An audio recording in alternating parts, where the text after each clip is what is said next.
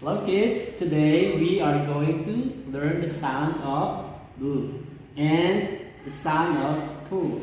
Again, the sound is blue and cool. Let's begin with the sound of vocabulary. This one is black. Black. This one we have blanket. This one is blanket. This color is blue. Again, blue. This one is light. Light. Let's go to the vocabulary of cool. We have here the clock. Clock. This one is what we call cloud. Cloud. This one is a cloud. Cloud. And last one, we have the clue. Clue.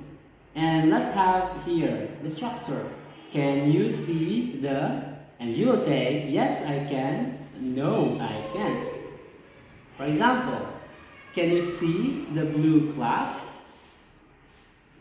You get it right. Yes, I can.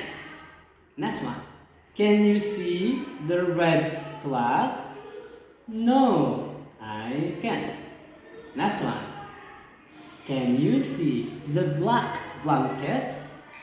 No, I can't. And can you see the green blanket? This one? Yes, I can. Let's read here our short sentence. I have a blue clock. Again, I have a blue clock.